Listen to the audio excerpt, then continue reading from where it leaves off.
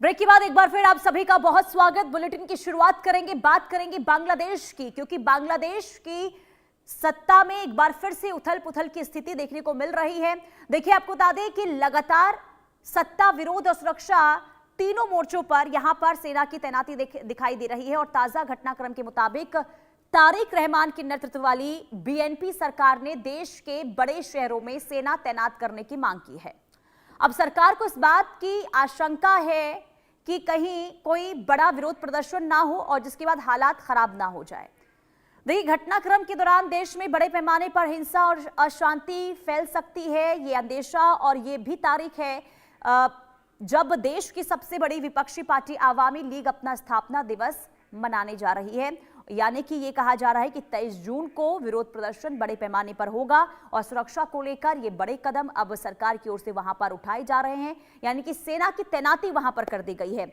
और ऐसे में ये कहा जा रहा है कि जो बार बार स्थितियां बिगड़ रही हैं बांग्लादेश के अंदर, आखिर इसके पीछे की वजह क्या है। देखिए, सरकारी खुफिया रिपोर्ट्स और गृह मंत्रालय के आकलन के अनुसार आवामी लीग और उससे जुड़े संगठन प्रतिबंधों के बावजूद देश भर में जुलूस, फ्लैश मार्च और शक्ति प्रदर्शन कर सकते हैं। इन गतिविधियों से कानून व्यवस्था बिगड़ने, सार्वजनिक संपत्ति को नुकसान पहुंचने और बड़े पैमाने पर टकराव की स्थिति बनने की भी आशंका जताई गई है। और यही कारण है कि ढाका, चट्टोग्राम, गाजीपुर, इसके अलावा गोपालगंज, फरीदपुर जैसे जो संवेदनशील क्षेत्र हैं, वहां पर 22 जून से यानी कि आज से 30 जून तक सिफारिश की गई है सेना की तैनाती को लेकर। आपको बता दें कि आवामी लीग पर पहले से ही राजनीतिक प्रतिबंध लागू हैं और पार्टी प्रमुख शेख हसीना भारत में शरण लिए हुए हैं। साल 2024 में 5 अगस्त को आवामी लीग की सरकार के पतन के बाद देश में सत्ता परिवर्तन हुआ था, जिसके बाद से ही लगातार स्थिति वहां पर खराब हो रही है। मोहम्मद यूनुस के नेतृत्व में अंतरिम व्यवस्था बनी और मई 2025 में पार्टी की गतिविधियों पर रोक और फिर सख्त कर दी गई वहां पर पाबंदियां। और बीएनपी सत्ता में आई, जिसके बाद राजनीतिक टकराव और भी ज्यादा तेज हो गया है।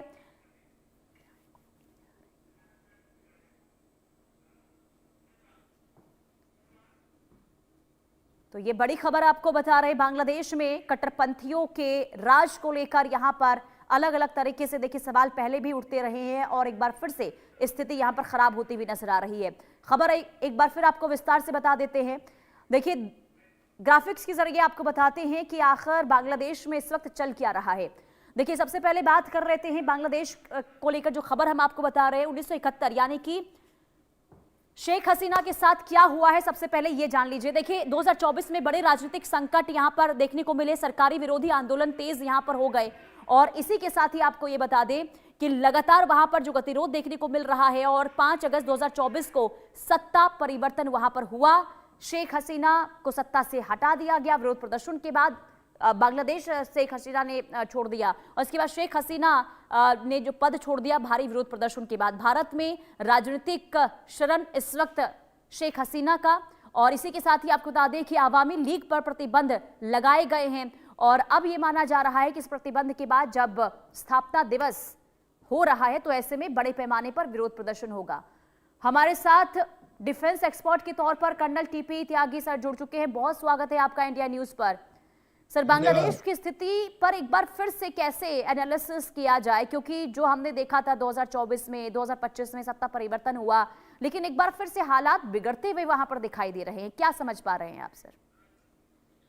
देखिए, बांग्लादेश में अवामी लीग कोई छोटी पार्टी नहीं है। इसको तो मुजीबुर रहमान ने बनाया था और शेख हसीना ने वहां 15 साल रूल किया है, 2024 तक, अगस्त तक।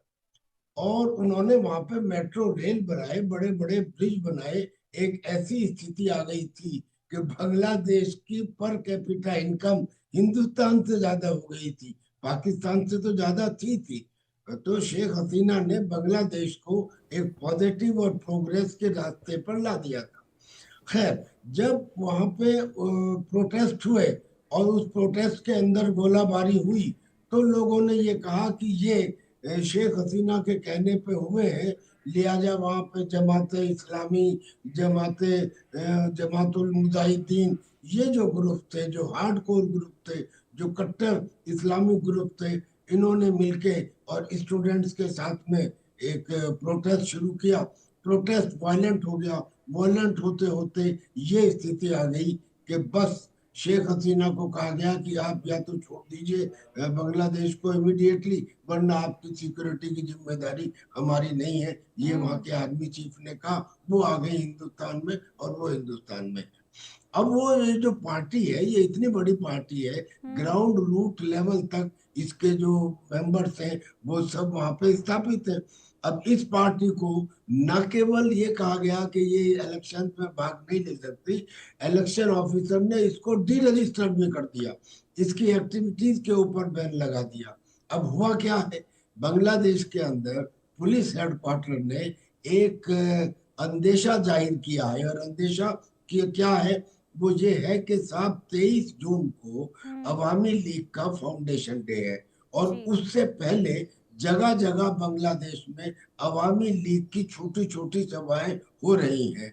हमें अंदेशा है कि ये 23 तारीख को अपना प्रोसेशन निकालेंगी, और जो प्रोसेशन निकालेंगी उसमें उन्होंने ये भी बताया है कि वो इस तरह की टोपी पहनेंगे और इस तरह के फ्लैग हाथ में लेके चलेंगे जिस पे लिखा होगा Sheikh Hasina will return, Bangladesh will smile.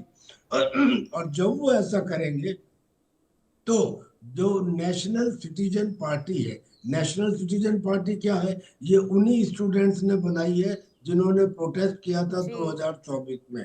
तो नेशनल सिटीजन पार्टी के जो मेंबर्स हैं वो उन्हें कन्फ्रंट करेंगे, और जब कन्फ्रंट करेंगे तो इनमें झगड़ा फिसाद होगा, वायलेंस फैलेगी। उस वायलेंस को रोकने के लिए जो सलाउद्दीन है वहाँ के होम मिनिस्टर, उन्होंने कहा कि हम आर्मी को रीडिप्लॉय करेंगे। अच्छा, आर्मी डिप्लॉय करना मुझे लग रहा है कि बांग्लादेश में एक रूल बन गया है, नॉट एन एक्सेप्शन।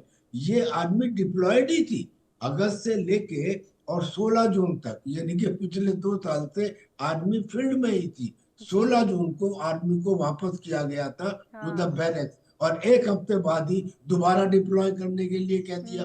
और एक आध दो जगह नहीं जी, ढाका में, चिटागोंग में, फरीदपुर में, गोपालगंज में, गाजीपुर में, नारायणगंज में, यानी कि 6 बड़े बड़े शहरों के अंदर इसको डिप्लॉय करने के लिए कहा गया है। अब ये सिर्फ इसलिए है कि लॉ एंड ऑर्डर सिचुएशन बनी रहे, और इसको नाम दिया गया एड टू सिविल पावर, यानी कि 23 जून को आशंकित अवामी लीग पार्टी के प्रोटेस्ट को दबाने के और लिए। ऐसे में सर जरा ये समझाइएगा, क्योंकि देखिए पार्टी पर प्रतिबंध है, शेख हसीना वहां मौजूद नहीं है, लेकिन इसके बावजूद भी अगर विरोध प्रदर्शन की आशंका के तहत भारी पैमाने पर अगर सेना की तैनाती वहां पर की गई है, कहीं ऐसा तो नहीं है कि प्रतिबंध के बावजूद भी अवामी लीग जमीनी स्तर पर मजबूत हो रही है, जिसका डर सरकार को है?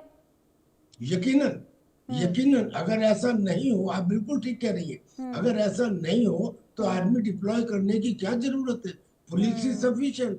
और वो आर्मी जो पिछले 2 साल से डिप्लॉयड थी और उसको एक हफ्ते पहले ही बैरक में भेजा गया था, उसको फिर एक हफ्ते बाद बुलाया, इसका मतलब ये डर है कि अवामी लीग पार्टी इट में लाइक ए ऑस्ट्रिच, इट में कम बैक बिकॉज जो वहां की जनता है, जो आवाम है, वो तो ये देख रही है ना कि हुआ क्या है बांग्लादेश में। बांग्लादेश में बहुत अच्छा चल रहा था, लेकिन वो जो एक बीच में मोहम्मद यूनुस आए जो हिंदुस्तान के भयंकर खिलाफ थे, वो तो यहाँ तक कह रहे थे कि ये जो हिंदुस्तान की नॉर्थ ईस्टर्न स्टेट्स हैं ये तो सब लैंड लॉक्ड हैं, और जो सी फ्रंट है उसका तो गार्जियन मैं हूँ, लिहाजा चाइना को इनवाइट कर रहे थे कि आइए चिटागोंग में इन्वेस्ट कीजिए।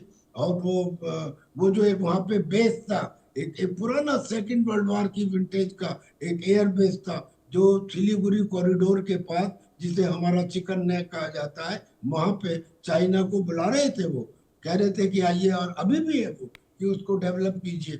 तो अब तो कुल मिला के कहने की मतलब ये है कि हिंदुस्तान के खिलाफ सेंटिमेंट था, लेकिन वो सेंटिमेंट थोड़ा सा ठीक हुआ जब तारिक अनवर आए, ये जो प्रेजेंट प्राइम मिनिस्टर है।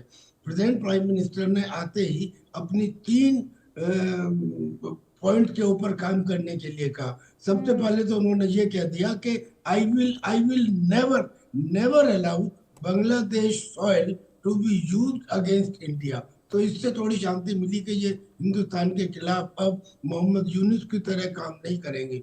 लेकिन बाद में उन्होंने जो अपने पॉइंट दिए वो सब बांग्लादेश फर्स्ट होगा, बांग्लादेश पाकिस्तान और चाइना और इंडिया से इक्वल फुटिंग पे काम करेगा, म्यूचुअल रेस्पेक्ट पे काम करेगा, इस किस्म की बातें कही।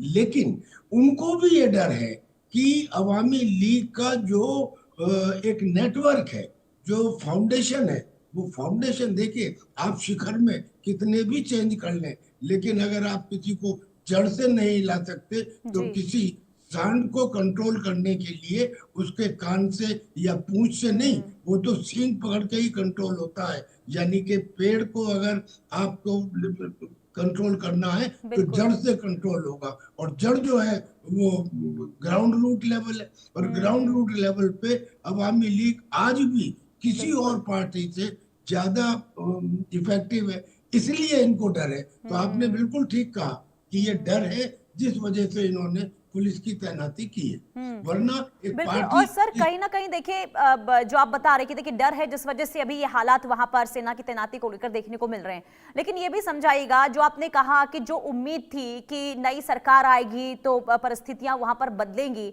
अब 17 फरवरी की तारीख थी जब सत्ता में आए थे तारिक रहमान, उसके बाद से अब तक यानी कि 5 महीने हो गए हैं। क्या अब तस्वीर वहां की वाकई में बदल रही है? जमीनी स्तर पर अगर हम एनालिसिस करें तो क्या हालात अब देख पा रहे, राजनीतिक परिदृश्य से आप क्या समझ पा रहे, वहां पर क्या इस वक्त स्थितियां दिख रही हैं आपको?